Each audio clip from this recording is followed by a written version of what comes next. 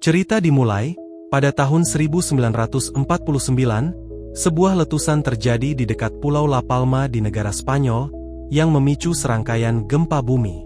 Akibatnya, zona patahan terbentuk di sepanjang puncak gunung berapi yang sejak saat itu mulai bergerak sebagai satu kesatuan menuju lautan. Penduduk setempat meyakini bahwa bencana besar lainnya tak terelakkan. Saat ini, sekelompok wisatawan sedang menikmati perjalanan dengan perahu sambil mengagumi pemandangan. Seorang wanita memutuskan untuk berenang, tetapi temannya mulai cemas ketika ia tidak muncul kembali.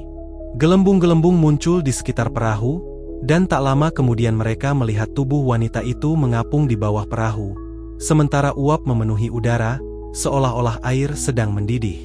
Tiba-tiba, bagian bawah perahu retak, dan air panas menyembur keluar, menewaskan seluruh penumpang. Di tempat lain, sebuah keluarga dari Norwegia tiba di pulau itu untuk menikmati liburan Natal tahunan mereka. Sudah 7 tahun berturut-turut mereka menginap di hotel yang sama dan menjalin hubungan baik dengan para staf. Namun, tahun ini mereka terkejut mendapatkan kamar mewah yang tidak biasa. Saat menjelajahi kamar, putri keluarga tersebut bernama Sarah menemukan anting-anting yang ditinggalkan oleh seorang wisatawan yang kini telah meninggal. Sementara itu, para ilmuwan di Institut Geologi La Palma memantau aktivitas vulkanik di pulau tersebut. Mereka juga khawatir dengan kecelakaan perahu dan kemungkinan penyebabnya. Salah satu ilmuwan bernama Mari menyadari bahwa pemancar yang mengirimkan data ke komputernya tidak berfungsi. Bersama Hoyer, ia pergi ke gunung untuk menyelidiki. Setibanya di lokasi, mereka meninggalkan mobil dan melanjutkan perjalanan dengan berjalan kaki menuju pemancar di pintu masuk gua. Meski tampak baik-baik saja dari luar, di dalam gua terdapat peralatan lain yang perlu diperiksa. Saat menyelidiki, Mari terkejut menemukan aliran air yang sebelumnya tidak ada di sana. Setelah mengambil sampel, mereka menjelajahi lebih jauh dan menemukan banyak kelelawar mati di tanah. Hoyer menggunakan alat untuk mengukur udara dan mendeteksi konsentrasi tinggi karbon dioksida serta gas sulfur. Di bagian dalam gua, mereka menemukan bagian pemancar yang rusak akibat retakan besar di atap gua. Batu dan sedimen yang jatuh telah menghancurkan peralatan. Setelah itu, mereka kembali ke institut untuk melaporkan temuan tersebut kepada atasan mereka. Alvaro menegur timnya karena terburu-buru berasumsi bahwa ini mungkin tanda letusan gunung berapi tanpa terlebih dahulu memastikan bukti yang jelas. Dia mengingatkan mereka untuk tidak membuat pengumuman publik sebelum mendapatkan data yang valid. Hoyer kemudian menjelaskan kepada Mari bahwa Alvaro bersikap hati-hati karena 3 tahun lalu ia tergesa-gesa mengumumkan potensi letusan, yang menyebabkan kepanikan dan evakuasi besar-besaran. Namun, letusan itu ternyata tidak terjadi. Mari di waktu luangnya, menonton video tentang potensi tsunami besar di wilayah tersebut. Hasil simulasi membuatnya khawatir. Ketika tiba di rumah, saudaranya bernama Eric memberitahunya tentang proyek penyelaman berikutnya. Dia menjelaskan bahwa ada fenomena aneh di mana penyu berkumpul di La Palma, padahal biasanya mereka tidak bepergian bersama. See you later. Keesokan harinya, keluarga mereka sedang makan siang bersama. Putra mereka bernama Tobias, yang memiliki kebutuhan khusus, menjadi marah karena makanannya tidak sesuai dengan gambar di menu. Orang tuanya berusaha menenangkannya dan memperbaiki situasi. Ketika Sarah berada sendirian di tepi kolam renang, Charlie mendekatinya dan mengundangnya untuk bertemu. Namun, Sarah harus menolak karena ia harus menjaga Tobias. Melihat hal itu, ayahnya bernama Frederick menawarkan diri untuk menjaga Tobias agar Sarah bisa pergi. Setelah Sarah pergi, Frederick merasa terganggu melihat istrinya bernama Jennifer berbicara dengan seorang karyawan hotel yang sebelumnya membantu memperbarui kamar mereka. Frederick merasa percakapan itu terlalu akrab. Saat dia berbalik, Tobias tiba-tiba menghilang. Frederick bergegas menemui Sarah, dan bersama-sama mereka mencari Tobias. Akhirnya, mereka menemukan Tobias di atas bukit, sedang memandangi penyu-penyu yang berkumpul di laut. Sementara itu, Erik menyelam untuk mempelajari fenomena tersebut. Ketika mereka kembali ke hotel, karyawan hotel datang untuk memberikan pembaruan tentang mobil sewaan mereka. Namun, Frederick merasa kesal dan menciptakan keributan. Ia dan Jennifer akhirnya bertengkar, dan suara mereka terdengar hingga ke kamar anak-anak. Di tempat lain, Alvaro bertemu seorang dokter di kamar mayat untuk mendiskusikan hasil biopsi dari korban kecelakaan perahu. Dokter menunjukkan beberapa gambar dan menjelaskan bahwa kulit korban terbakar oleh panas ekstrim. Sementara mereka juga menghirup gas karbon dioksida dan sulfur dalam kadar mematikan. Dokter mengungkapkan kekhawatiran bahwa ini mungkin tanda aktivitas lava, tetapi Alvaro berpura-pura tidak ada masalah. Everything's fine. Di institut, Mari dan Hoyer menganalisis hasil tes air dari gua. Mereka menemukan bahwa air tersebut kekurangan mineral, yang menunjukkan bahwa air tersebut membutuhkan waktu lebih singkat untuk mencapai terowongan dari permukaan. Mari mengemukakan teori bahwa retakan yang mereka temukan mungkin mencapai puncak gunung. Hoyer memeriksa gambar topografi dan menemukan bahwa retakan itu berada di lokasi yang sama dengan retakan dari letusan tahun 1949. Mereka memutuskan untuk kembali ke gunung, dan setelah perjalanan singkat, mereka dengan ngeri menyadari bahwa retakan tersebut memang mencapai puncak. Dengan menggunakan peralatan khusus, mereka mulai mengambil pengukuran. Di hotel, Frederick merasakan getaran kecil di balkon. Sementara itu, di institut, Alvaro dan timnya menerima peringatan di monitor tentang emisi gas di bukit dan aktivitas gempa bumi yang berpotensi berbahaya. Setelah memerintahkan timnya untuk memberitahu penjaga sipil, Alvaro menerima telepon dari Mari yang melaporkan penemuan mereka. Saat itu, gas mulai menyembur keluar dari tanah di sekitar Mari dan Hoyer, memaksa mereka untuk melarikan diri. Dalam perjalanan kembali, mereka melihat sekelompok orang yang sedang berkemah, sehingga Mari berhenti untuk memperingatkan mereka agar segera pergi. Dia juga mengajarkan mereka untuk membasahi sapu tangan dan menutupi wajah untuk melindungi diri dari gas. Namun, gas yang tebal membuat pandangan terganggu, dan Mari tanpa sengaja terpisah dari yang lain. Mari tersandung dan terjatuh, lalu berguling-guling hingga pingsan. Ketika sadar, dia menemukan dirinya di rumah sakit. Alvaro memberitahunya bahwa Hoyer telah menghirup banyak gas beracun dan kini dalam kondisi koma, sementara para pekemah tidak berhasil selamat. Mari dan Alvaro mulai berdebat. Alvaro menolak untuk mengirim peringatan resmi, dengan alasan bahwa jika mereka salah lagi, kepercayaan publik akan hilang selamanya. Mari yang emosional, menceritakan pengalamannya saat terjebak dalam tsunami di masa lalu, di mana ia kehilangan orang tuanya, sebuah tragedi yang dapat dihindari jika peringatan lebih awal diberikan. Dia juga menghubungi Erik, memperingatkannya untuk segera menjauh dari laut. Oke. Di sisi lain, Frederick dan Jennifer mempertimbangkan untuk pergi ke pegunungan, tetapi seorang pria memberitahu mereka bahwa daerah tersebut telah ditutup karena adanya insiden yang menyebabkan beberapa orang meninggal. Pria itu secara tidak sengaja menyebutkan sesuatu tentang Tobias, yang membuat Jennifer bingung. Ketika mereka kembali ke kamar, pertengkaran antara Frederick dan Jennifer kembali terjadi, dan anak-anak dapat mendengar suara mereka. Frederick menuduh Jennifer kurang hadir dalam keluarga akhir-akhir ini, dan bahkan mengatakan bahwa dia merasa lebih mengenal Sarah, meskipun Sarah adalah anak tirinya. Tersinggung dan kesal, Jennifer mengunci diri di kamar mandi, sementara Sarah yang menangis, menyelinap keluar dari kamar. Sarah pergi ke kota dan menghubungi pamannya bernama Jens, yang bekerja di Kementerian Luar Negeri Norwegia. Dia meminta uang untuk membeli tiket pesawat agar bisa pulang. Namun, Jens mencoba meyakinkannya bahwa itu adalah keputusan yang buruk. Kesal, Sarah memutuskan telepon. Jens kemudian mencoba menghubungi Jennifer, tetapi teleponnya tidak aktif karena Jennifer sedang bermeditasi. Sarah berhasil naik pesawat menuju Madrid dan terkejut menerima pesan dari Charlie di tengah perjalanannya. Sementara itu, Mari dan Alvaro menyampaikan temuan mereka kepada wali kota. Meskipun awalnya tidak percaya, karena takut itu hanyalah alarm palsu, wali kota akhirnya setuju untuk mengatur pertemuan dengan pemerintah. Mari juga mencoba meyakinkan Eric untuk meninggalkan pulau dengan menyebutkan bahaya tsunami. Namun, Eric mengira Mari hanya ingin menyingkirkannya, sehingga ia pergi dengan marah. Di institut, para ilmuwan mulai mencatat peningkatan tremor di seluruh pulau. Alvaro menjelaskan bahwa ini adalah tanda bahwa abu mulai keluar ke permukaan. Dia juga menjelaskan 3 tahap kemungkinan letusan gunung berapi, emisi gas, pelepasan abu, dan akhirnya lava.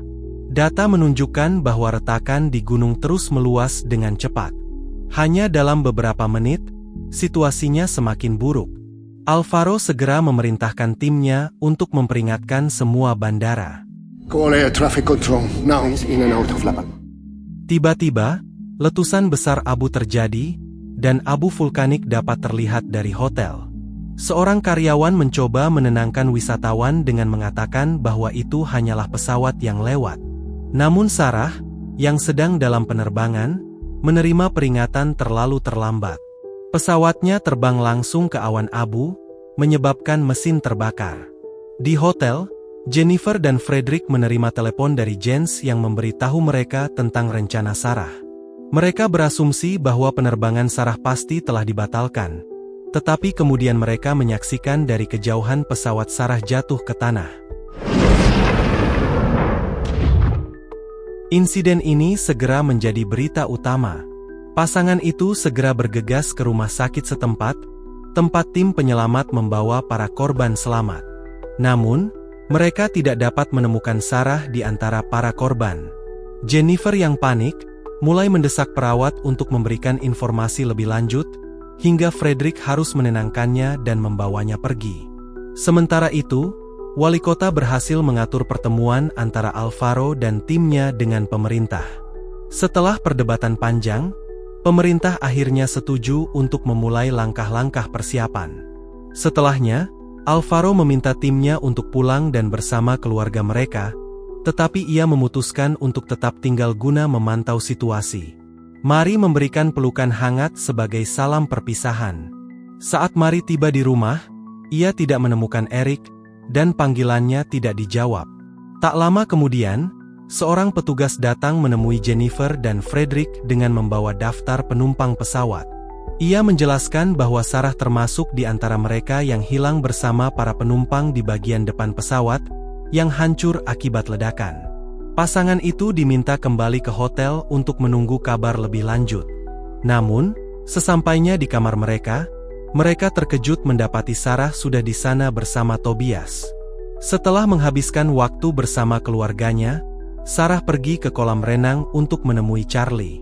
Dia memberitahu Charlie bahwa pesan darinya membuatnya turun dari pesawat sebelum kecelakaan terjadi. Di tengah malam, Mari menerima telepon dari Eric yang memintanya menjemputnya di sebuah bar. Ketika tiba di sana, Mari melihat polisi menangkap seseorang dan mengira itu adalah Eric. Dalam usahanya membantu, ia tanpa sengaja menabrak seorang polisi, yang menyebabkan dirinya juga ditangkap. Sebelum mobil polisi berangkat, Mari melihat Eric di dalam bar dan memintanya meninggalkan pulau secepat mungkin. Keesokan paginya, Eric mengunjungi Mari di penjara. Melihat Mari yang begitu putus asa membuatnya percaya pada ceritanya. Ia merasa bersalah karena sebelumnya mengabaikan peringatan dan memutuskan untuk tetap tinggal agar bisa pergi bersama Mari. Di tempat lain, Jens menerima panggilan dari atasannya, memintanya untuk memanggil seluruh staf kembali ke kantor. Mereka menyaksikan simulasi bencana besar yang berpotensi menghancurkan Kepulauan Kanari, yang dapat terjadi dalam beberapa hari atau bahkan beberapa jam. Informasi ini masih dirahasiakan, tetapi mereka mulai merencanakan evakuasi untuk warga Norwegia yang sedang berlibur di pulau-pulau tersebut. Keluarga itu menikmati waktu bersama di kolam renang, tetapi momen bahagia tersebut terganggu ketika Jens menelepon Jennifer untuk memberitahunya tentang ancaman tsunami. Ia menjelaskan bahwa La Palma bukan prioritas, dan feri besar telah dialihkan ke pulau-pulau yang lebih besar. Jens hanya berhasil menemukan satu feri kecil yang tersisa, yang akan berangkat dalam 20 menit. Keluarga itu segera bergegas mengemas barang-barang penting. Sarah mencoba memperingatkan Charlie, tetapi ia tidak menemukannya di kamar dan tidak punya waktu lagi untuk mencarinya. Ketika mereka keluar, mereka tidak dapat menemukan taksi, jadi Frederick memutuskan untuk mencuri mobil. Ia mengemudi secepat mungkin, menghindari orang-orang di jalan, hingga akhirnya mereka tiba di pelabuhan. Namun, pemilik mobil itu mengejar mereka dan menangkap Frederick, lalu mulai menyerangnya. Sementara itu, seluruh keluarga berlari menuju feri, mencoba membujuk kapten untuk menunda keberangkatan. Frederick akhirnya memberikan uang kepada pemilik mobil tersebut, agar ia pergi dan berusaha menyusul keluarganya, tetapi sudah terlambat karena feri telah berangkat. Sarah mencoba menelepon Charlie untuk memintanya meninggalkan pulau, tetapi sinyalnya terputus sebelum ia sempat menjelaskan. Di institut, komputer Alvaro kehilangan sinyal dari pemancar, dan ia segera memberitahu pemerintah bahwa tsunami diperkirakan akan melanda dalam beberapa jam. Sirene evakuasi mulai berbunyi di seluruh pulau, membuat penduduk panik. Rumah sakit juga harus dengan hati-hati memindahkan korban selamat dari kecelakaan pesawat. Hoyer terbangun dari koma dan terkejut melihat situasi yang kacau. Orang-orang berebut tempat di kapal terakhir, dan Frederick berhasil mendapatkan tempat dengan bantuan teman dari hotel. Namun, pada saat itu, gunung berapi akhirnya meletus, memuntahkan lava dalam jumlah besar. Di kantor polisi, Eric berdebat dengan petugas, memohon agar adiknya dibebaskan. Namun, polisi bersikeras bahwa ia harus menunggu perintah.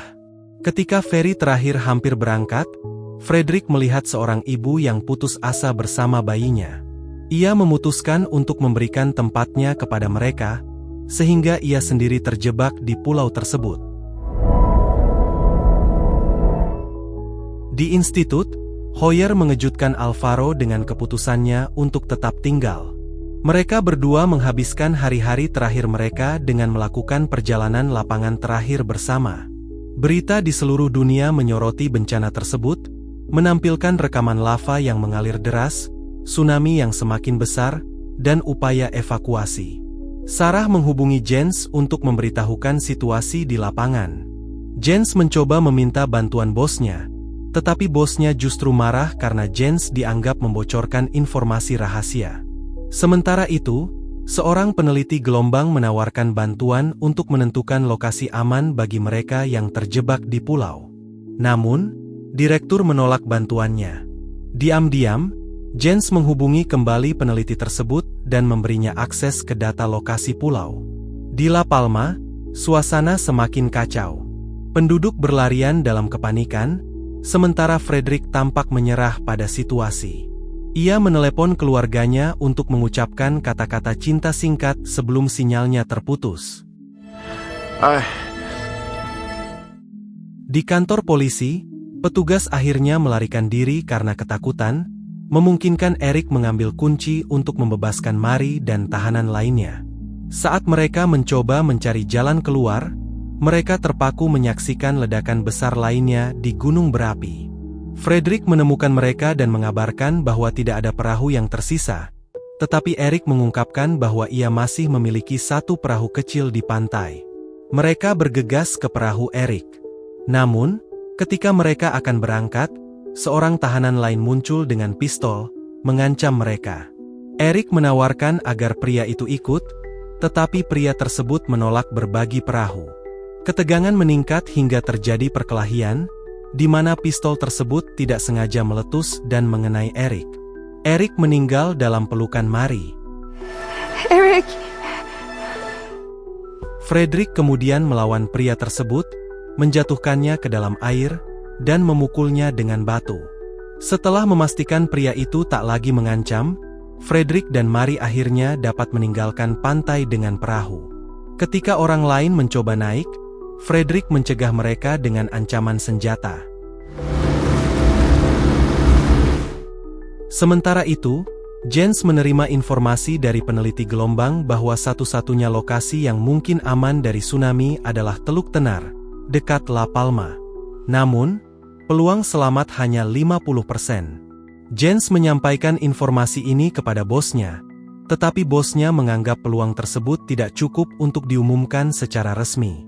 Di sisi lain, Hoyer dan Alvaro mengenakan pakaian pelindung untuk mendekati gunung berapi, mengamati aliran lava dari celah sambil berbagi segelas anggur. Di bandara, Jennifer dan anak-anak menunjukkan semua tiket dan sandi, termasuk milik Frederick, sehingga mereka mendapatkan 4 gelang untuk naik pesawat. Sebelum boarding, Sarah melihat Charlie di luar. Ia memutuskan untuk kembali dan memberikan gelang milik Frederick kepada Charlie, memastikan temannya bisa ikut selamat. Pada saat yang sama, Frederick dan Mary berhasil mencapai Pulau Tenar. Namun, gunung berapi mulai runtuh, memicu pembentukan gelombang tsunami besar. Runtuhan tersebut juga menyebabkan Hoyer dan Alvaro tewas, sementara getarannya mencapai bandara, mengguncang pesawat dan membuat semua orang panik. Jennifer yang khawatir tentang Sarah, memutuskan untuk meninggalkan pesawat bersama Tobias untuk mencarinya. Mereka tidak menyadari bahwa Sarah dan Charlie telah naik pesawat lain. Sementara itu, dengan teropongnya, Mary menyadari bahwa tsunami akan menghantam Tenar dalam waktu dekat. Di Norwegia, bos Jens bersiap untuk konferensi pers, tetapi acara itu dibatalkan setelah kabar tanah longsor diterima. Jens memanfaatkan kesempatan tersebut untuk mengungkapkan kebenaran tentang tsunami dan membagikan koordinat lokasi aman kepada wartawan sebelum ia diseret keluar oleh petugas keamanan. Frederick menerima pesan teks dengan koordinat lokasi aman tersebut dan segera mengajak Mary kembali ke kapal untuk mencoba mencapainya.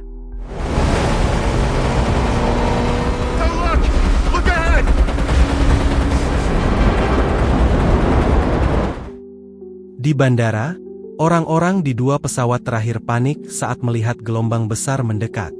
Sarah menelepon ibunya untuk memberitahu bahwa dia berada di salah satu pesawat, dan Jennifer memintanya tetap di sana. Charlie kemudian menerima teks dengan koordinat lokasi aman, dan Sarah mengirimkannya ke ibunya. Namun, Jennifer tidak tahu cara membaca koordinat tersebut, dan saat ia mencoba mencari informasi di internet, layanannya terputus. Beruntung, Tobias yang menyukai peta, dengan mudah menemukan lokasi tersebut. Jennifer, Tobias, dan beberapa orang yang terdampar di bandara naik mobil milik seorang karyawan bandara. Selama perjalanan, mereka melihat tsunami besar mendekat, membuat Tobias ketakutan. Jennifer mencoba mengalihkan perhatiannya untuk menenangkannya. Di kapal, Mary dan Frederick berjuang keras untuk menjaga kendali saat air semakin sulit dinavigasi. Situasi menjadi lebih rumit ketika mereka kehilangan sinyal ponsel, sehingga tidak bisa lagi melihat peta. 2 gelombang besar menghantam kapal mereka dari belakang, tetapi mereka berhasil menghindarinya dengan susah payah.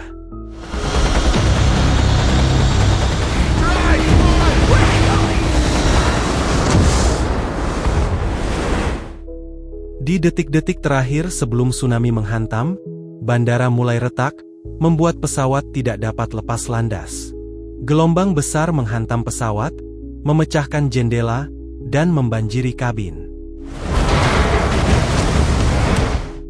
Kelompok Jennifer terpaksa meninggalkan mobil mereka di jalan dan berlari ke tempat yang lebih tinggi untuk mencari perlindungan. Mary dan Frederick tiba di lokasi aman dan menemukan sekelompok penyintas bersembunyi di sana. Ketika kelompok dari bandara akhirnya bergabung, Frederick merasa lega bisa bersatu kembali dengan keluarganya, tetapi kemudian menyadari bahwa seseorang masih hilang, yaitu Sarah. Di pesawat yang terdampar, Sarah terbangun dengan terkejut menyadari dirinya masih hidup. Charlie yang masih pingsan, dibaringkan di lantai oleh Sarah. Bersama seorang pramugari, mereka melakukan pertolongan hingga Charlie akhirnya sadar. Kedua gadis itu keluar dari pesawat dan mendapati seluruh bandara telah hancur. Media di seluruh dunia melaporkan bencana tersebut, menunjukkan kerusakan parah di Kepulauan Kanari, Afrika Barat, dan Eropa Selatan. Ratusan bangunan runtuh, dan ribuan nyawa hilang. Di Amerika, masyarakat bersiap menghadapi dampak yang akan datang. Sementara itu, helikopter dikerahkan untuk mencari korban selamat. Di Norwegia, Jens dipecat karena tindakannya membocorkan informasi rahasia. Ia menunggu dengan cemas di rumah untuk mendengar kabar tentang keluarganya. Pada sore hari, seorang mantan rekan kerja datang membawa kabar baik. Sekelompok penyintas ditemukan di lokasi aman, termasuk Jennifer. Berkat keputusan cepat Jens, ratusan nyawa berhasil diselamatkan. Pemerintah mendirikan kamp pengungsian di pulau tempat para penyintas berkumpul.